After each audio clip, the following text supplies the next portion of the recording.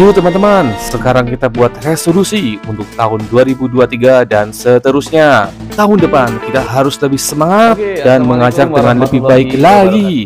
Silakan simak video pembelajaran ini sampai selesai, karena salah satu dari pembahasannya, Bisersus akan membagikan rahasia agar kita dapat berbicara bahasa Inggris dengan mudah dan lancar. Khususnya ini untuk pemula ya kawan. Karena ini adalah di penghujung tahun 2022. Selamat mencoba dan jadi semoga saya berhasil. mungkin akan mewakili teman-teman untuk membuat suatu resolusi agar kita dapat mengajar khususnya bahasa Inggris untuk tingkat pendidikan anak usia dini atau PAUD, TK dan SD itu bisa lebih baik lagi, lebih semangat lagi di tahun baru 2023 dan seterusnya. Jadi tentu sebelum membuat suatu resolusi kita harus tahu terlebih dahulu apa itu resolusi.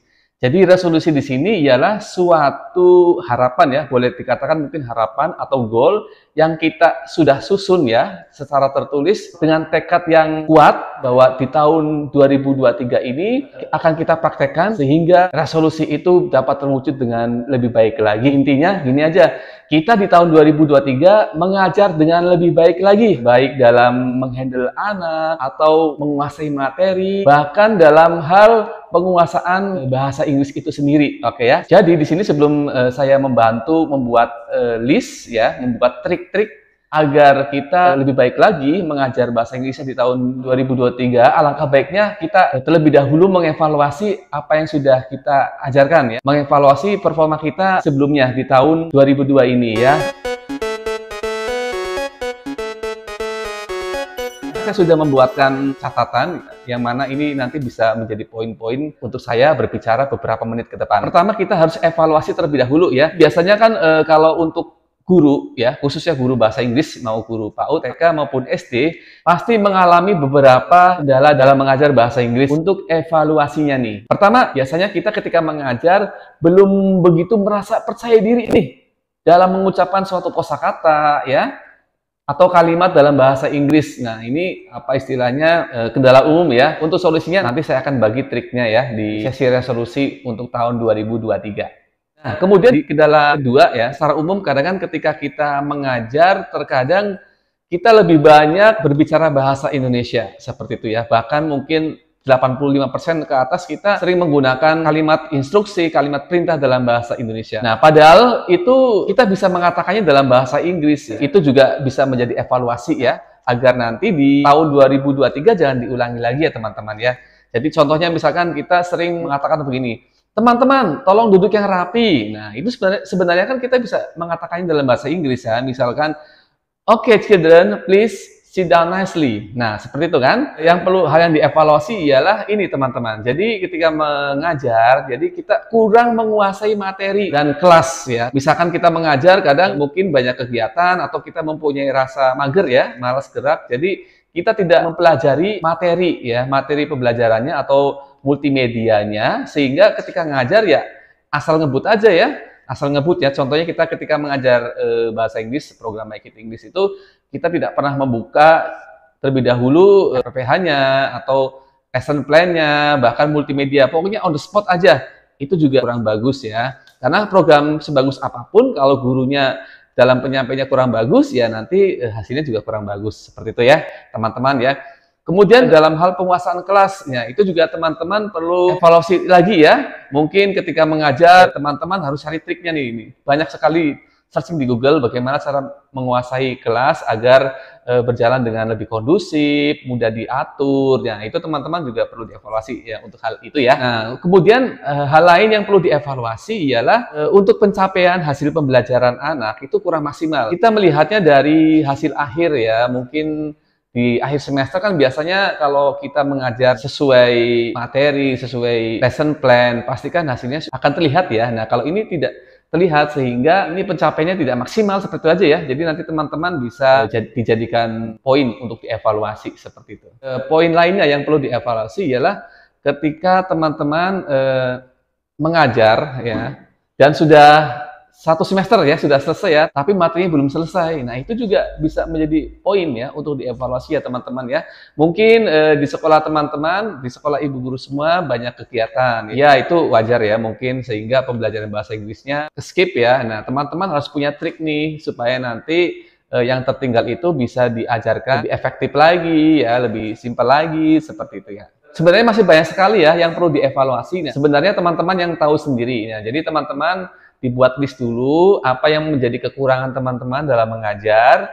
Setelah itu teman-teman renungkan supaya nanti tidak terjadi lagi di tahun 2023. Pokoknya tahun 2003 harus lebih semangat, harus lebih maju ya.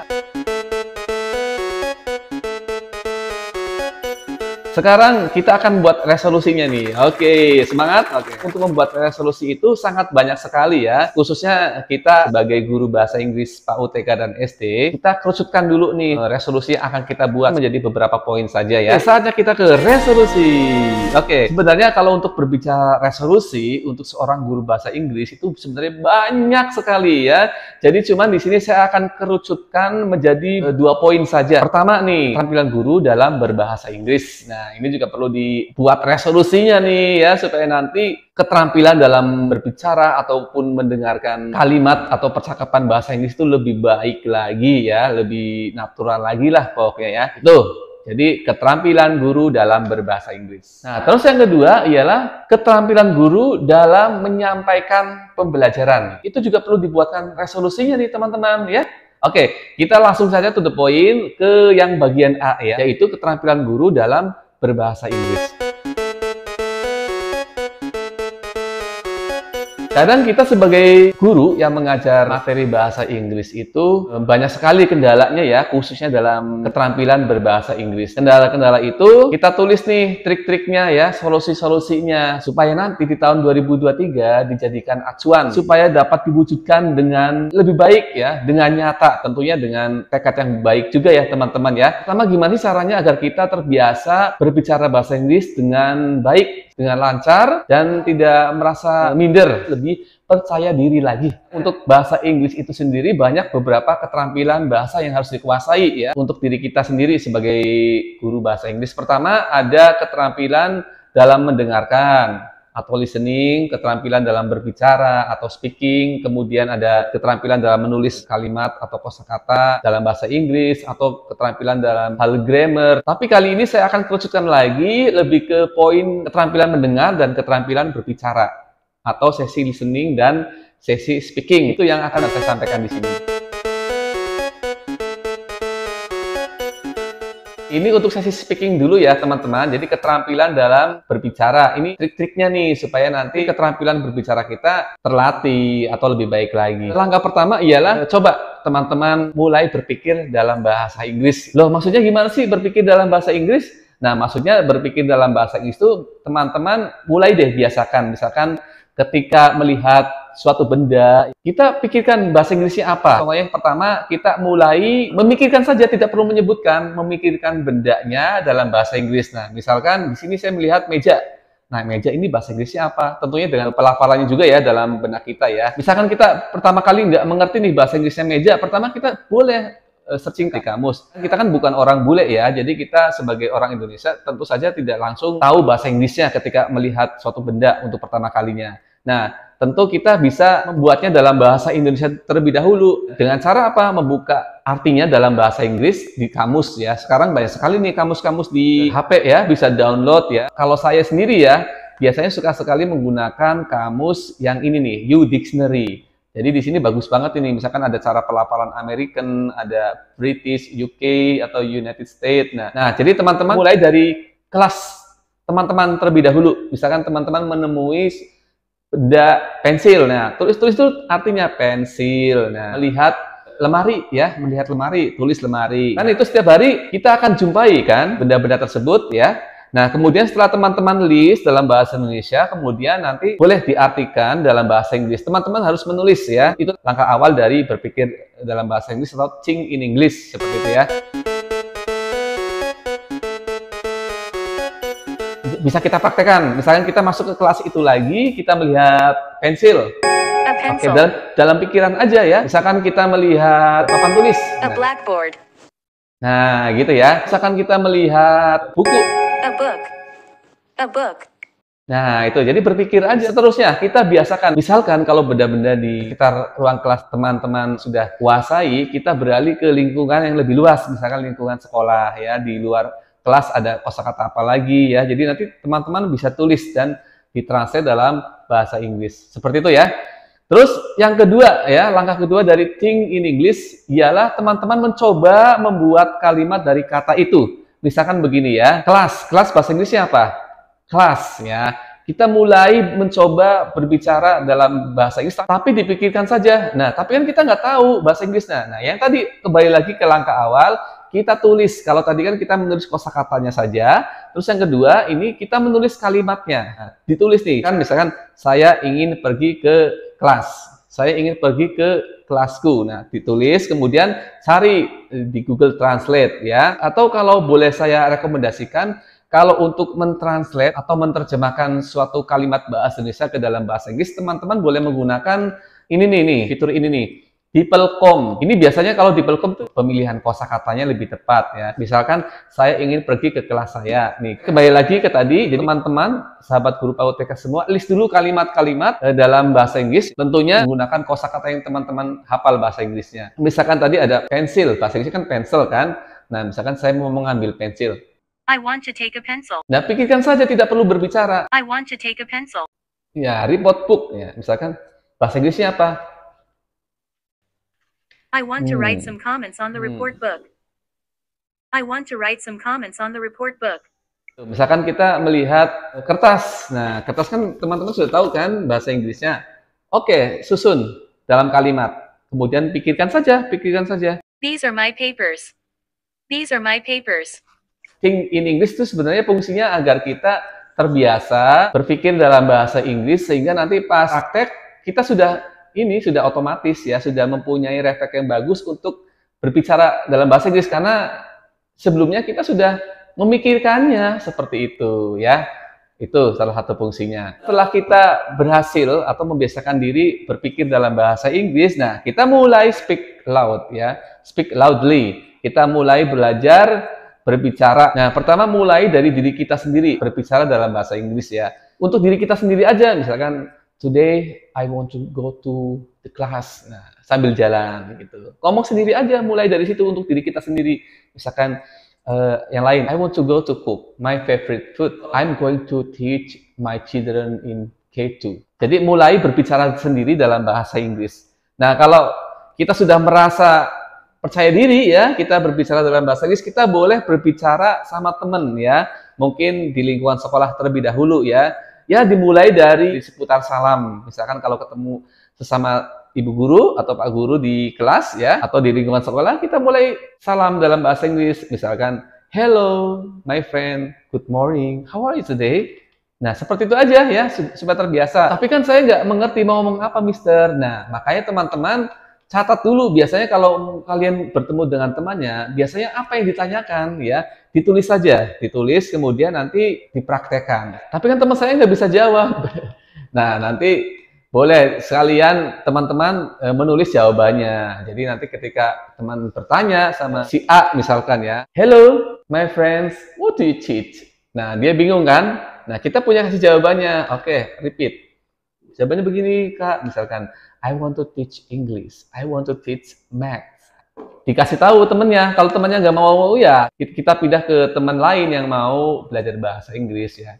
Tapi tentunya kalau memang sekolah mau maju ya dalam hal bahasa Inggris ya harus ada kesepakatan. Misalkan kita buat 1 hari untuk berbicara bahasa Inggris antara sesama. Nah, itu lebih bagus lagi teman-teman ya. Dan masih banyak sekali caranya ya untuk mengasah keterampilan berbicara kita. Ya, itu dulu deh ya teman-teman, praktekkan dulu. Nanti teman-teman kalau itu sudah berhasil ya pasti akan terlihat sendiri hasilnya. Ya minimal konsisten lah ya, konsisten 1 bulan lah ya, 1 bulan. Nah, yang susah itu kita memulainya teman-teman. Ya. Terus yang kedua, keterampilan dalam mendengar ya. Itu juga sangat penting sekali ya teman-teman. Nah, terkadang kan kalau kita mendengarkan penutur asli atau bule berbicara bahasa Inggris, kayaknya susah banget dimengerti. Sedangkan kalau orang kita sendiri berbicara bahasa Inggris kayaknya mudah dimengerti ya. Nah, itu kenapa? Ya, karena keterampilan mendengar kita itu istilahnya belum nyampe seperti itu, belum tahu trik-triknya. Nah, Jadi biasanya nih teman-teman, kalau orang bule atau orang luar berbicara bahasa Inggris, kenapa sih susah didengarkan? Karena mereka biasanya sering menggunakan kosakata yang disingkat ya. Misalkan dia he is teaching. Nah, kalau kita kan bilangnya he is teaching. Kalau orang bule suka bilang he's teaching. Atau ada kata-kata yang di-link ya, maksudnya digabungkan ya bunyinya. Misalkan stand, stand berdiri up ya. Jadi stand up, suka begitu ya. Kalau kita kan stand up. Itu dan masih banyak lagi. Nah, ini perlu sekali kita tingkatkan nih skill mendengar kita ya dalam bahasa Inggris ya. Saya akan memberikan triknya nih untuk keterampilan mendengar. Nah, pertama, teman-teman sering mendengarkan lagu bahasa Inggris ya. Atau sekalian kita bisa mempraktekannya, boleh lagu-lagu ini deh, lagu-lagu anak-anak ya. Karena kan bisa sekalian kita praktekkan di kelas. Contohnya banyak sekali tuh lagu-lagu anak-anak tuh, misalkan mulai dari Mike Donald had a farm ya, teman-teman harus bisa ya. Oh, Mike Donald had a farm, E-I-E-I-O, and on his farm he had some cows, E-I-E-I-O, with a moo-moo here, moo-moo there. Oh, Mike Donald had a farm, E-I-E-I-O. Ya, itu salah satu contoh lagu. Atau bisa teman-teman dengarkan lagu bahasa Inggris yang lain ya. Mulai dengarkan lagu-lagu bahasa Inggris atau mulai melihat video-video yang subtitle bahasa Inggris. Jadi ketika yang ada di video itu berbicara, kita sambil melihat nih, sambil membaca tulisannya, subtitlenya. Jadi kita tahu nih mana yang kosakata yang disingkat, mana yang di link ya, digabungin ke kosakata depannya. Ini juga penting nih, teman-teman kan guru bahasa Inggris ya, khususnya Make It English with Phonics. Teman-teman sering-sering lah ya sebelum mengajar dengarkan kosakata yang ada di multimedia itu berikut pelafalannya, dengarkan ya. Kemudian praktek terlebih dahulu. Misalkan ada kosakata ini, table, apalagi a chair, a desk, a cupboard.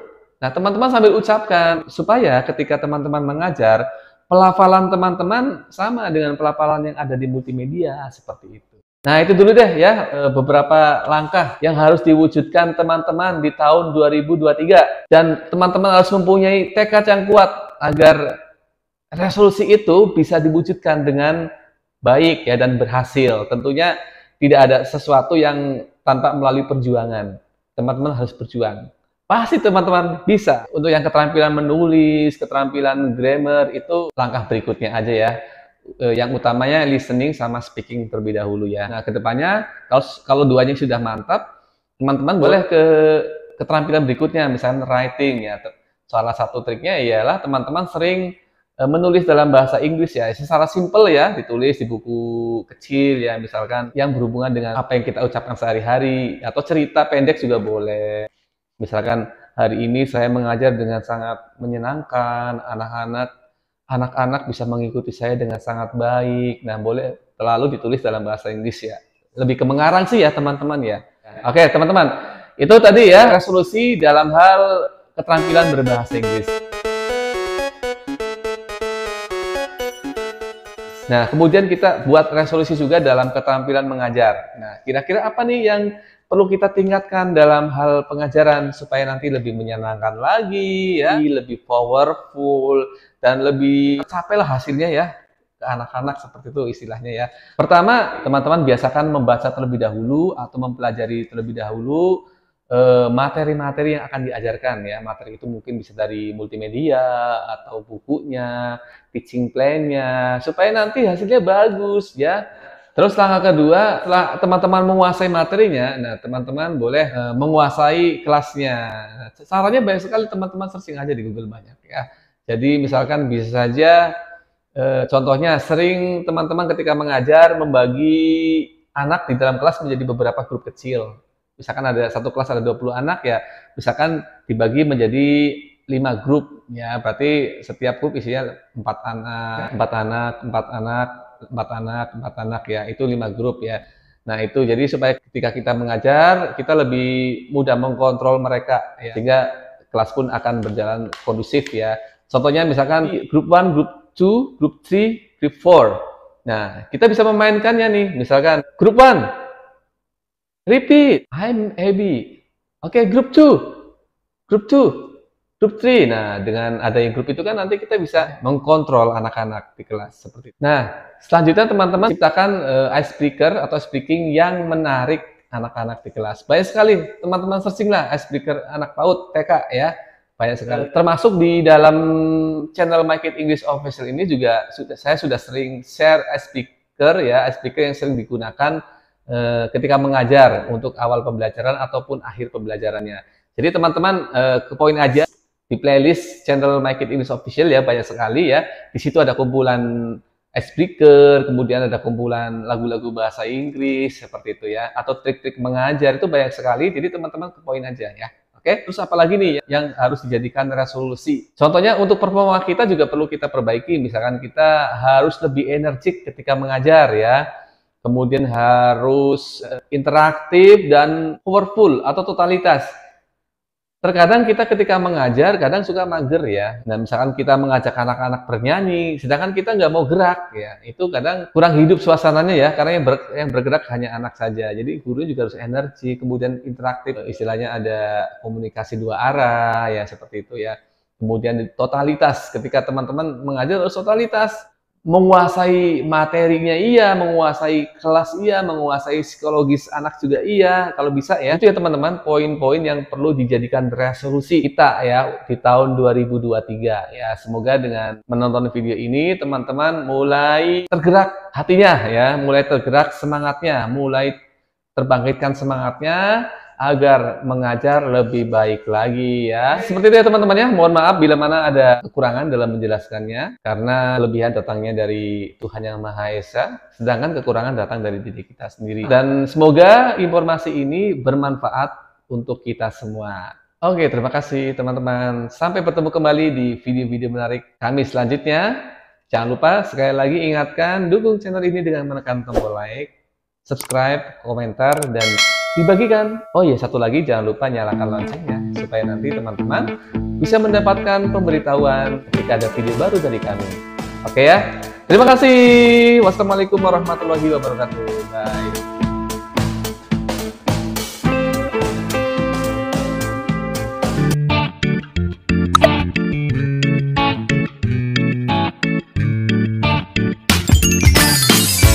Terima kasih, sampai bertemu kembali di video-video menarik kami selanjutnya.